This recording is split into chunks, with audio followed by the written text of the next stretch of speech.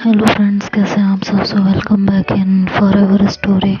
जैसा कि last part में आप लोगों ने सुना कि श्री जो है वो घूर के देखती है शीतल को और कहती है कि आवाज़ छुड़ाया ना तो गुस्सा आ जाएगा मुझे तुम पे। तो वो हाथ छुड़ाना बंद कर देती है। जगह शीतल को इतनी पसंद आ गई थी कि घूमते हुए उसके मुंह से निकल गया कि यार मेरा बस चले तो मैं यहीं बस जाऊं, शहर से दूर, प्रकृति के बीच, शोर शराबे से दूर। कितना अच्छा लगेगा ना यहाँ। और तुम्हें पता है गेटवे ऑफ इंडिया यहाँ से कुछ 10 किलोमीटर है बस।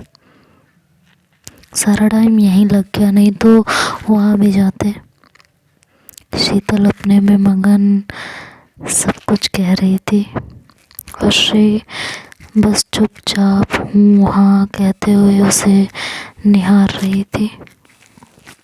फिर श्री मन ही मन सोचने लगी कि पिछले दिन के बारे में बात करूं क्या शीतल से, उससे पूछूं कि अपने प्यार का इजहार करने में क्या दिक्कत है उसे। पर सोचते सोचते चुप हो गई। शीतल को देखा तो सोचने लगी नहीं यार, रहने देती हूँ। आज शीतल खुश और बहुत शांत है, तो अभी मेरा चुप रहना ही सही है। मेरे लिए तो अभी इतना ही काफ़ी है कि मैं उसके साथ हूँ और खुश हूँ, वो भी खुश है। और वैसे भी शीतल मुझसे प्यार तो करती है ना, पर जताना नहीं चाहती तो ना सही। मैं अब शीतल पर प्रेशर नहीं डालूँगी, उसका इंतज़ार करूँगी। आखिर कब तक शीतल अपने एहसास छुपा कर रख पाएगी, कब तक। कभी तो बोलेंगे ही ना, तो मैं उस पल का इंतज़ार करूँगी। अभी कुछ भी इस तरह की बातें करके कोई फ़ायदा नहीं है। ये सब सोचते हुए दोनों फेरी का इंतज़ार करने लगे। फेरी किनारे आकर लगी और लोग उसमें से उतरे और चढ़ने की बारी आई तो श्री फटाफट दौड़कर उसमें चढ़ गई, क्योंकि वो किनारे खड़ी होना चाहती थी। उसे पता था बाद में जगह नहीं मिलेगी। उसने फटाफट जाकर कोना तलाशा और जगह रुककर खड़ी हो गई। शीतल उसमें चढ़ी और उसके पास आकर बोली कि तुम्हें हर जगह इतनी उतावलापन क्यों रहता है, हर चीज़ में इतनी उतावली क्यों रहती हो, जहाँ देखो वहीं फुदकती रहती हो, ट्रेन में भी कूद कर चढ़ती हो। तो श्री ने कहा और तुम्हें क्यों इतनी सुस्ती छाई रहती है, देखो कितनी अच्छी जगह मिली है, बाद में सीट नहीं मिलती, धक्का मुक्की होती, ढंग से खड़ा भी नहीं हुआ जाता, इसलिए जल्दी चढ़ने की कोशिश करती हूँ, चाहे ट्रेन हो चाहे फेरी। और फिर सागर की तरफ देखते हुए बोले कि देखो सागर कितना शांत है और सुंदर लग रहा है। और अभी कुछ घंटे बाद फिर से लहरें उठने लगेंगी। शीतल ने कहा चाँद जो निकल आया है, चाँद जितना करीब होगा लहरें उतनी ही ऊंची उठेंगी, उतना ही शोर मचाएंगी।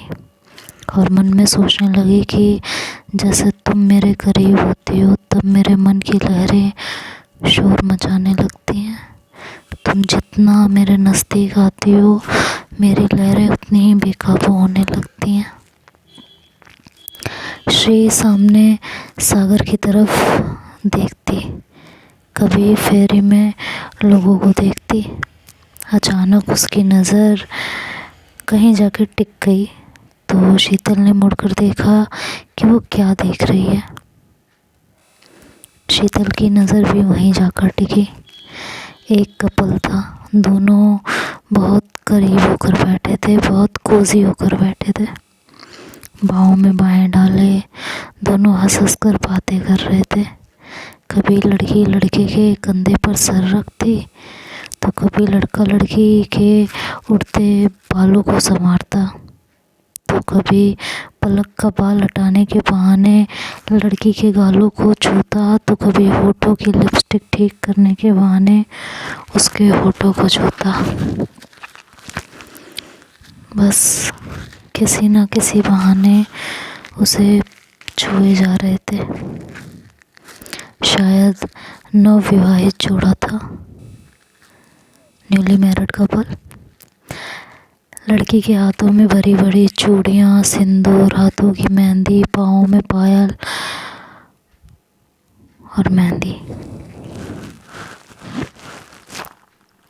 शीतल श्री को देखती रही। श्री उन्हें ही देख रही थी। शीतल ऐसे ही कुछ देर श्री को देखती रही, फिर बोली, दोनों बहुत खुश हैं लगता है, नई नई शादी हुई है। लड़की बहुत खुश लग रही है, कितनी सही संवरी है, हाथों में मेहंदी, चूड़ियाँ, पैरों में पायल, चेहरे पर चमक। तुम्हें भी ऐसे सजना संवरना अच्छा लगता है ना? हाँ, बहुत। ऐसे सज संवर के तुम लगोगी भी बहुत खूबसूरत, और अपनी शादी में भी दुल्हन बनोगी तो और भी ज़्यादा खूबसूरत लगोगी। कहकर शीतल ने अपना मुंह सागर की तरफ कर लिया था और फेरी स्टार्ट हो गई थी। रफ्तार पकड़ चुकी थी। शीतल की बातें सुनकर श्री पलटी और पूछा कि कहना क्या चाहती हो? शीतल की आवाज़ में घुला हुआ ताना उसने महसूस कर लिया था। शीतल ने कहा, कुछ नहीं, बस यही कह रही हूँ कि दुल्हन के श्रृंगार में तुम बहुत खूबसूरत लगोगी। पर मेरे दुल्हन बनने की बात कहाँ से आ गई? क्यों? हर लड़की की तरह तुम दुल्हन नहीं बनना चाहती? तुम्हें सजना संवरना भी तो पसंद है। फिर तुम इतने ध्यान से उन दोनों को देख रही थी, इसलिए कहा। श्री, जो भी कहना है साफ साफ कहो, बातों को घुमाओ मत। मुझे तुम्हारी घुमाई हुई बातें बहुत अच्छे से समझ में आती हैं। शीतल कुछ देर श्री को देखती रही और फिर बोली, श्री, मेरे साथ तुम्हें ये सब नहीं मिलेगा। न शादी, न दुल्हन बन सकोगी, न कभी मेरे साथ पत्नी की तरह रह पाओगी। समाज से अपना रिश्ता छुपा कर रखना पड़ेगा, अपनी हर ख्वाहिश को मारना पड़ेगा। समाज, रिश्तेदारों, दोस्तों, यहाँ तक अपने परिवार को भी छोड़ना पड़ सकता है एक मुझे पाने के लिए। इतनी कुर्बानियाँ दे सकोगी? मेरे साथ अकेले परिवार से कटकर रह सकोगी? श्री ने कहा, ये सब बात की बात है। पहले तुम ये तो मानो कि तुम मुझसे प्यार करती हो। वो तो बात की बातें हैं, देखा जाएगा। शीतल ने कहा, मानकर क्या होगा? चलो एक बार के लिए मैं मान लेती हूँ कि मुझे तुमसे प्यार है। अब बताओ, अब तैयार हो सब कुछ छोड़ने के लिए? श्री से अब कोई जवाब देते नहीं बन रहा था। समझ ही नहीं आ रहा था कि क्या कहे, क्या बोले। शीतल ने उसकी तरफ देखा और फिर से कहा, बोलो ना। अब क्यों नहीं बोल रही हो? अब क्यों चुप हो? दो जवाब। क्या अपना पूरा परिवार छोड़ के, पूरे समाज से कटकर मेरे साथ, सिर्फ और सिर्फ मेरे साथ अकेले रह पाओगी? क्या अकेले मेरा हाथ थाम पाओगी? क्या अकेले मेरे साथ चल पाओगी? बोलो। शीतल ये सारे सवाल श्री की आंखों में देख के पूछ रही थी। श्री चुप थी, खामोश थी। समझने की कोशिश कर रही थी कि क्या जवाब दे।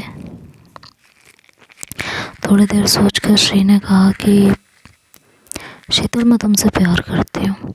अभी तक तुम मान ही नहीं रही थी, अब एकदम से कह रही हो कि मैं तुम्हारे लिए सब कुछ छोड़ दूँ। अभी तो हमारे रिश्ते की शुरुआत भी नहीं हुई। मुझे कुछ वक्त तो चाहिए ना चीज़ों को समझने के लिए। शीतल ने कहा, श्री, फालतू की बातें मत करो। कोई भी किसी के लिए प्यार में अपना परिवार नहीं छोड़ सकता, समाज से अलग नहीं रह सकता। अगर कर सकती हो तो दो जवाब, हाँ या ना का, और बात खत्म करते हैं। श्री फिर से शीतल की तरफ देखने लगी थी। उसे समझ नहीं आ रहा था कि अचानक शीतल को हुआ क्या है। अचानक से वो इस तरह से बिहेव आखिर कर क्यों रही है। वो बस यही समझने की कोशिश की जा रही थी कि शीतल को आखिर हुआ तो हुआ क्या। लेकिन शीतल बस उसकी तरफ देखते हुए उसके जवाब का इंतज़ार कर रही थी। तो देखते हैं आगे क्या होता है। श्री आखिर शीतल के बातों का अब क्या जवाब देगी, ये तो नेक्स्ट पार्ट में सुनेंगे। तब तक के लिए बाय बाय, टेक केयर।